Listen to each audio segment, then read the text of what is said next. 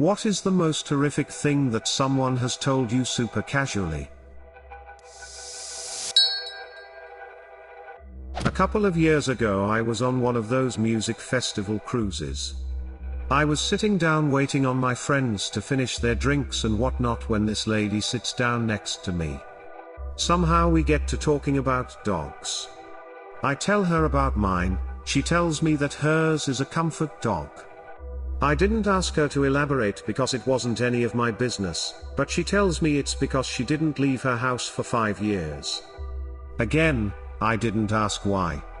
She went on to tell me, a perfect stranger who'd been talking to her for all of 5 minutes, that her ex-boyfriend was stalking her and broke into her house, so she had to shoot him and kill him.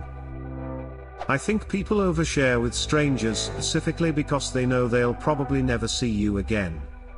I've let really deeply personal things slip in front of strangers, not anywhere close to the scale of things in this thread, and then afterward wondered why I did. I think it's a way to help come to terms with trauma. Super fucked up if you're the listener though. A guy I worked with said that in the late 80s he lived with 5 other guys in an apartment in New York. Sometime after the HIV test is developed, all of the roommates agree to get tested.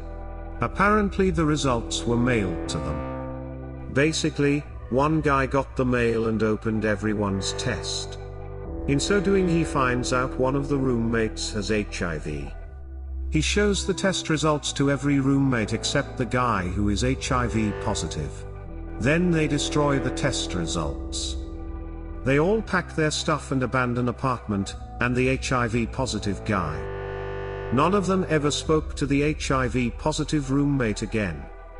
They never told him his test results. The guy I worked with laughed so hard telling me this story. It's fucked up. The guy I worked with had no remorse or a second of compassion even 30 years later, and knowing the HIV positive roommate probably died.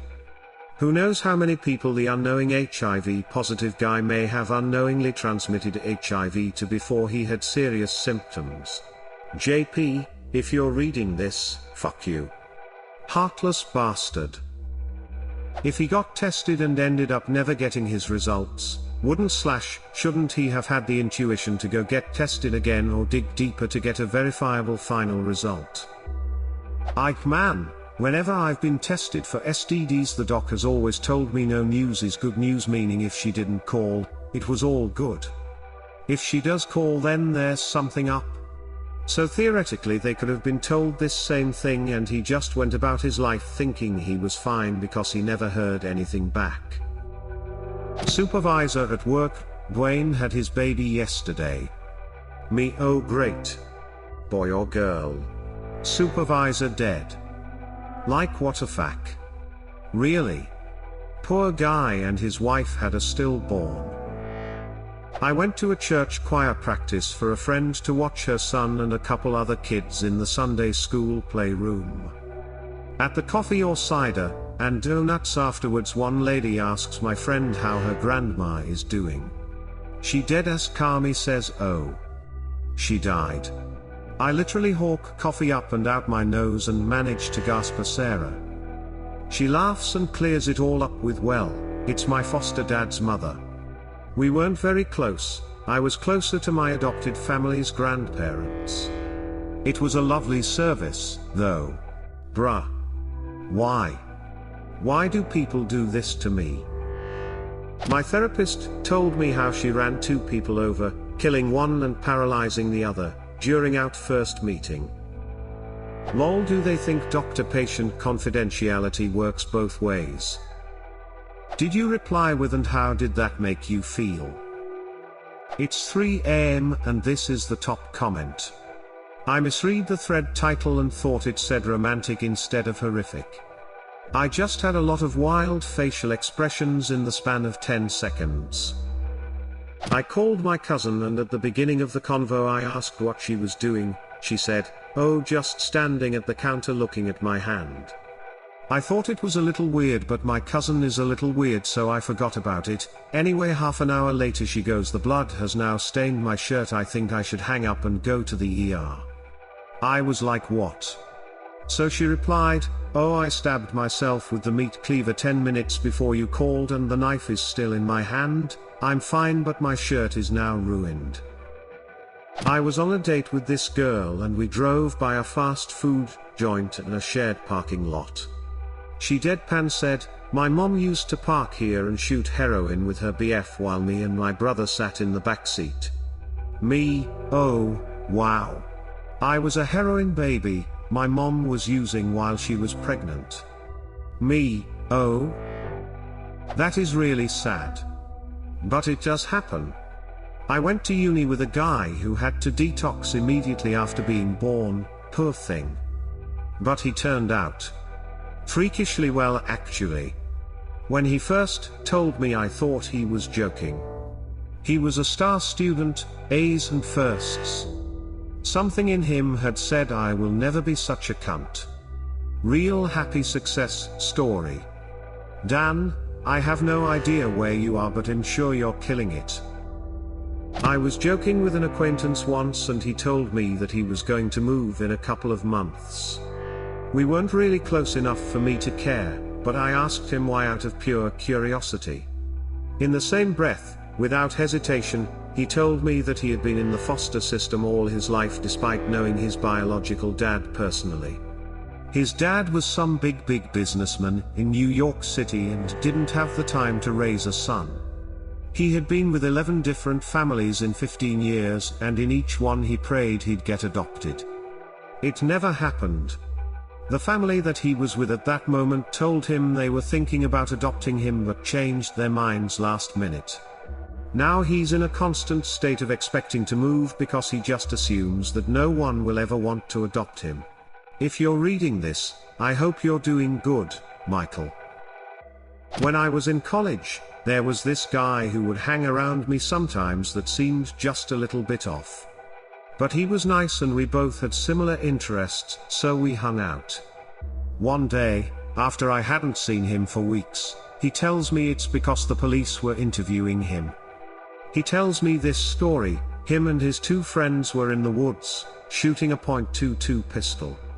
Friend number 3 tries to fire and it doesn't go off. Friend number 3 looks into the barrel to check the gun. The gun then goes off, firing the round in there, and then the next round, shooting him twice in the face. You read that correctly. 3 guys went into the woods with a .22 pistol, 2 walked out, and the third was shot twice in the face and died. Anyone who knows anything about guns knows this is basically impossible. But since guy and friend number 2 both had the same story, and the cops had no way to prove otherwise, no charges were filed. I stopped hanging out with that guy. Forever. Really fucked up story. What do you mean by being basically impossible? I'm genuinely curious. If the pistol was semi-automatic, they usually only fire 1 bullet per pull of the trigger. It would be really hard to fire it, let go of the trigger and then squeeze it again after getting shot with the first bullet. Seems dodgy as fuck. A neighbor told me how she was suicidal at one point and almost drove herself and her kid into a lake. Then she tried to convert me to her religion. Oh, I accidentally did this recently. I was telling my boyfriend about how this girl I knew stalked me in October/November of last year. I hardly knew her, but she sent me some really aggressive and threatening messages, and would get really angry if I didn't answer her immediately. She actually non-consensually kissed a friend of mine and harassed another. After a few days of this, I cut contact with her and blocked her. After telling my boyfriend all this, he said something like, "Well, if she tries anything like that again, you could beat her up." And I just said, "Oh, no need to worry about that, she's dead now." Obviously complete shock on his face. I really should have led up to that better.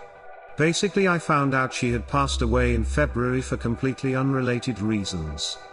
It really shook me up for a few days, but like I said, I didn't really know her. Of course, saying it the way I did was pretty callous of me. Guy in high school tells me he was kidnapped and buried in a box. It was in the news all summer, like 14-year-old dude kidnapped and found by hunters buried in the woods. Guy shows up freshman year, it was freaking him. Being buried alive is probably the worst thing I can think of. That's horrifying. He was there for a couple of weeks, the guy would come back, rape him, feed him and leave. Hunters just stumbled onto him. This was 40 years ago. A few years ago the guy was up for parole and the guy in the box was all in the news fighting to keep him in prison. When I worked at a grocery store, some dude I worked with made a comment about how days like this really make me want to stick a bomb. He literally named a specific military type bomb in the store. I know exactly where I'd put it to. I reported him, never heard or saw anything from him again. Wow.